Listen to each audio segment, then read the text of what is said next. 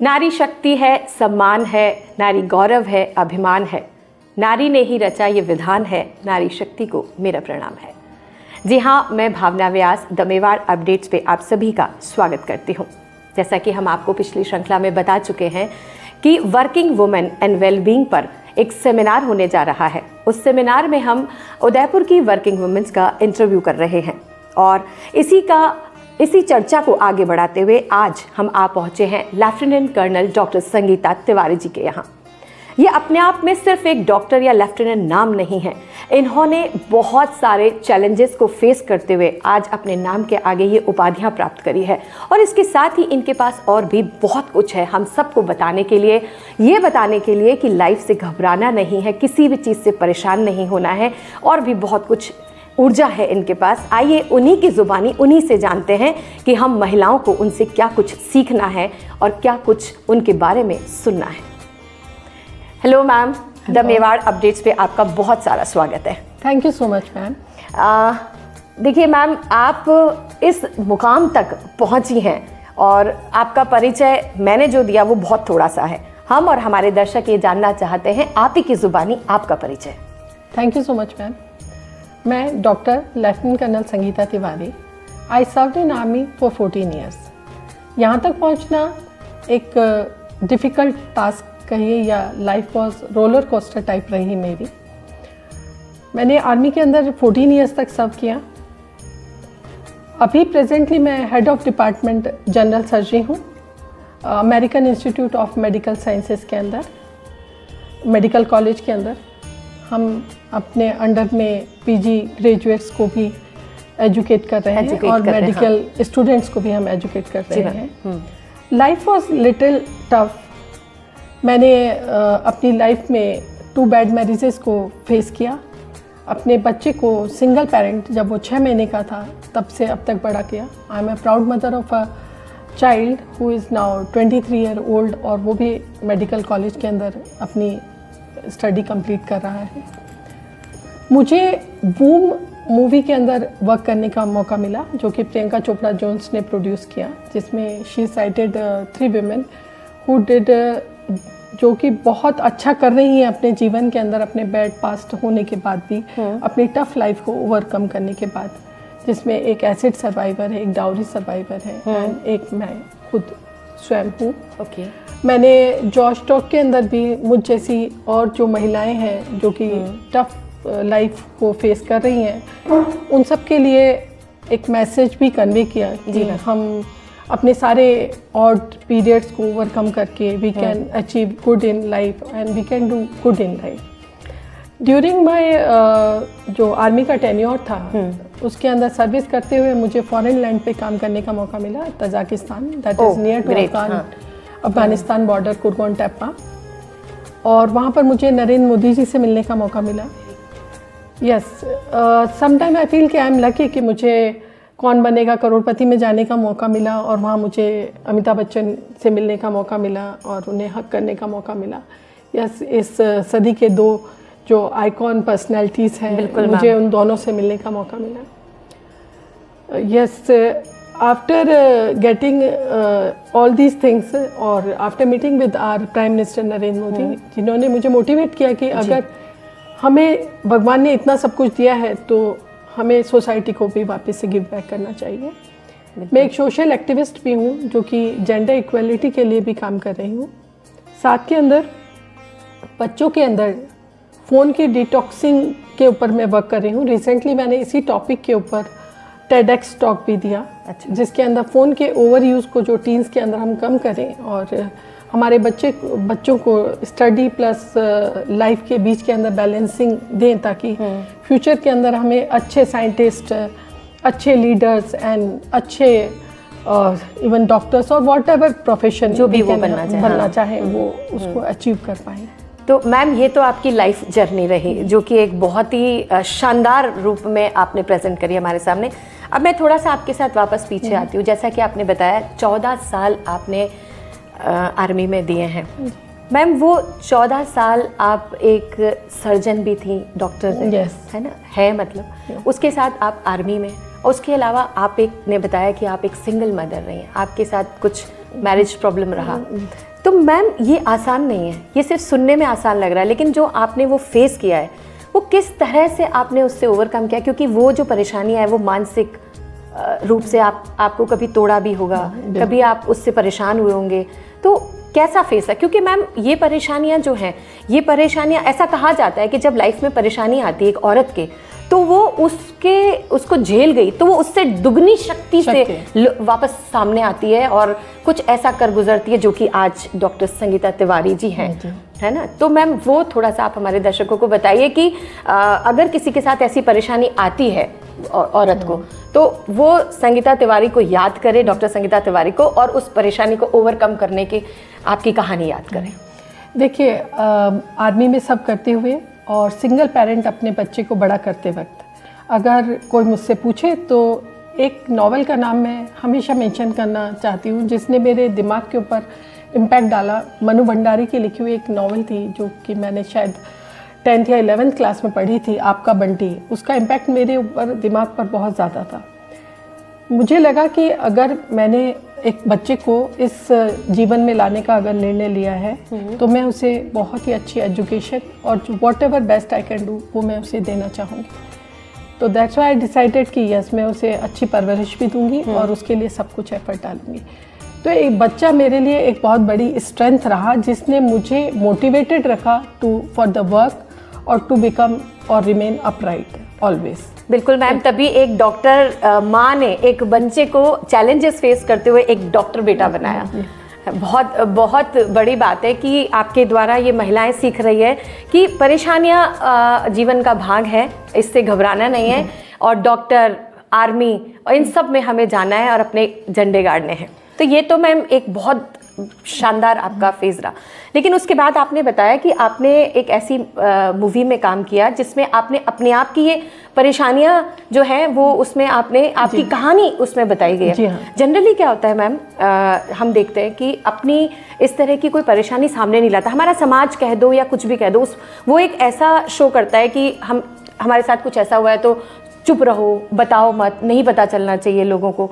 लेकिन आपने एक फिल्म में काम करके आपके साथ और भी स्टोरीज रही, उसको आपने ऐसा शो किया कि नहीं देखिए मेरी ये कहानी रही लेकिन मैं आज सक्सेसफुल। उसके बारे में उस समय कैसा आपको फील हुआ, ये आप सब? जब ये मूवी बन रही थी तब हम लोग एक वॉक कर रहे थे कन्याकुमारी से लेकर कश्मीर तक, जो कि जेंडर इक्वालिटी के ऊपर और विमेन एम्पावरमेंट के ऊपर we were walking from Kanyakumari to Kashmir. उस दौरान बहुत सारी महिलाओं से मिलना भी हुआ और उनके परिस्थितियों को जानने का मौका भी मिला। उस दौरान हमने ये पाया कि जो भगवान है, भगवान हमको इक्वली स्ट्रेंथ दे के भेजता है। जैसे अगर आप मानना चाहें कि एक मेल के पास में मसल पावर होती है तो एक फीमेल भी मसल पावर गेन कर सकती है। तो ऐसे बहुत सारी चीज़ें हैं जो कुदरत ने हमें सिर्फ मेल और फीमेल बना के भेजा, और दूसरी चीज़ें हम बिल्कुल इक्वली सब लोग बराबर हैं।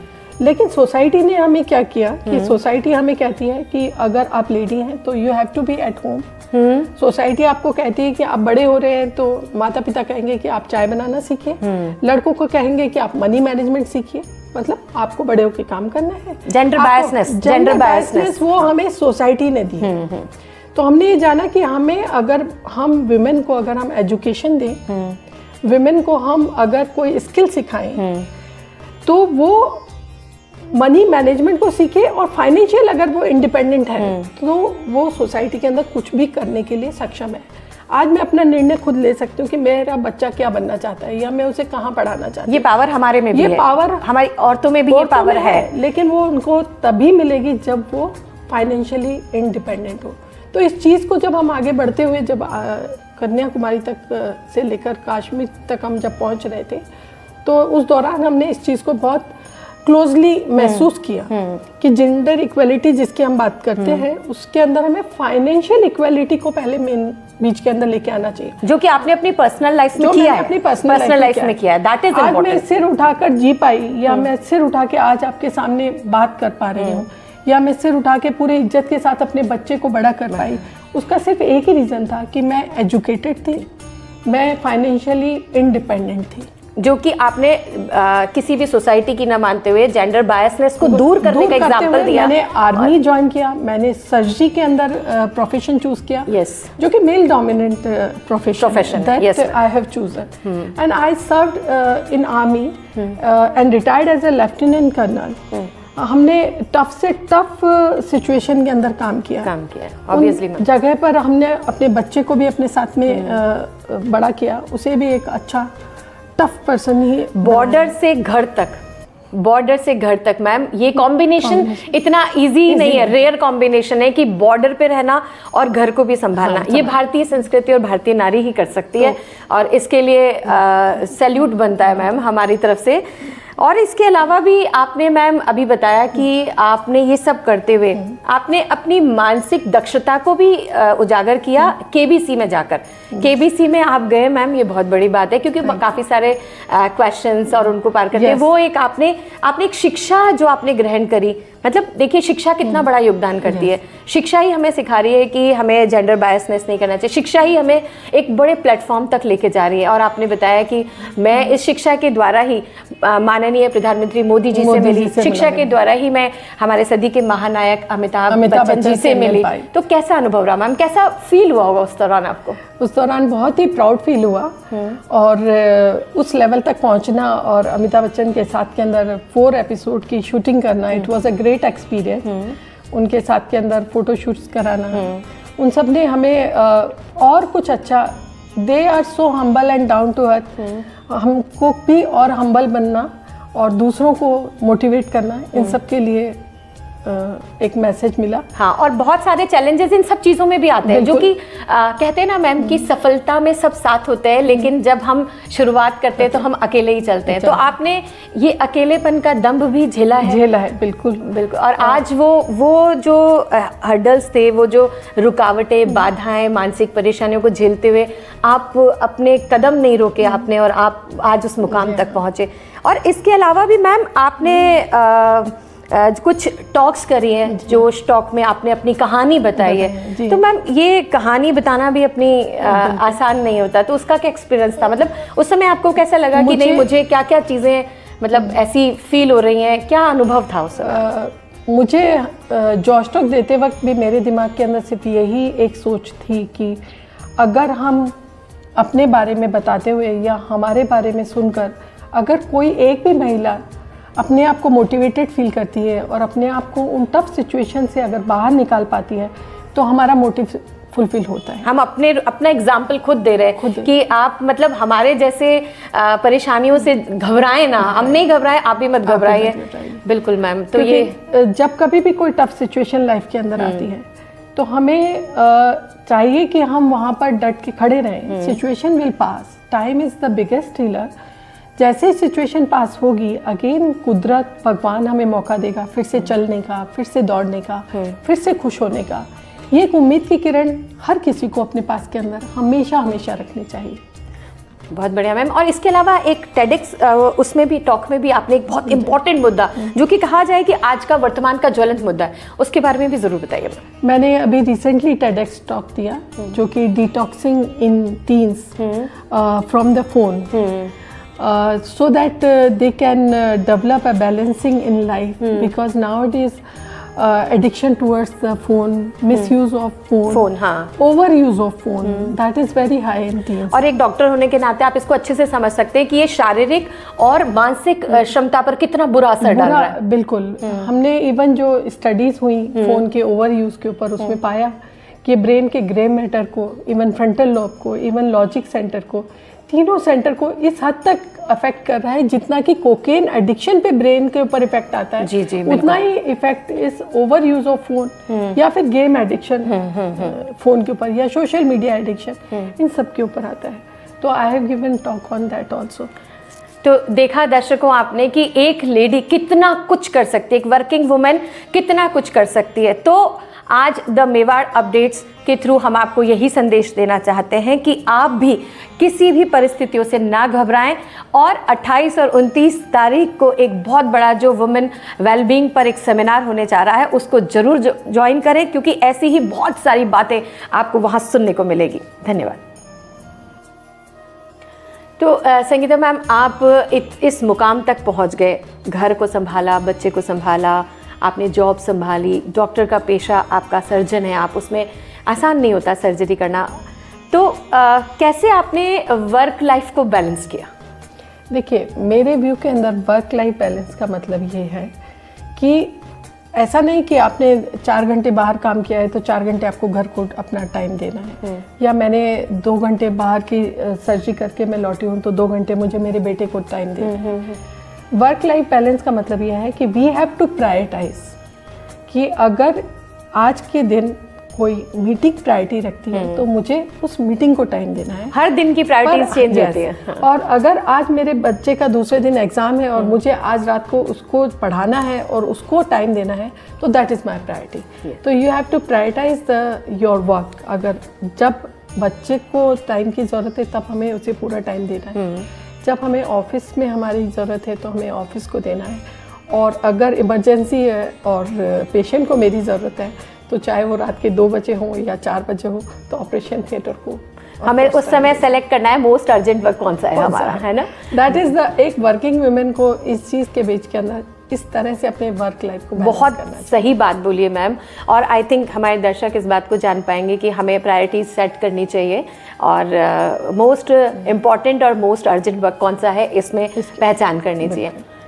तो मैम, ये सब चीज़ें आपने अपनी लाइफ में फॉलो करी और हम कहते हैं आप एक सक्सेसफुल वर्किंग वुमेन है, तो एक आपके मुंह से सुनना चाहेंगे कि what is the meaning of success? Success का क्या मतलब? देखिए, मेरे व्यू में सक्सेस हर एज के वक्त पर अलग अलग होती है। जैसे अगर एक छोटा बच्चा है और उसे खिलौना मिल गया तो वो उसके लिए बहुत बड़ी सक्सेस है। आप थोड़े टीन एज में पहुंचेंगे, थोड़ा यंग एज में पहुंचेंगे, किसी से दोस्ती हो गई, उसने बहुत सारी खुशी दे दी, he may feel little success. But जैसे ही आप 18 साल को क्रॉस करेंगे तो कैरियर के अंदर सक्सेस मिली, आपने अपने कुछ कैरियर में कुछ अचीव किया, तो वो उस एज के लिए सबसे बड़ी सक्सेस काउंट होगी। Yes ma'am. उसके बाद थोड़ी मैरिटल लाइफ किसी की अच्छी है तो ठीक है, दैट इज सक्सेस। थोड़ा टुवर्ड्स ओल्ड एज अगर हम गए, हमारे नियर डियर हमारी फैमिली हमारे पास में है, एनफ मनी है, तो एक social success that is very much required. और during the time of death एक तरफ आप भगवान के पास जाने को तैयार है और आपके नियर डियर आपका हाथ होल्ड करके बैठे हैं, तो that is the success, ultimate success.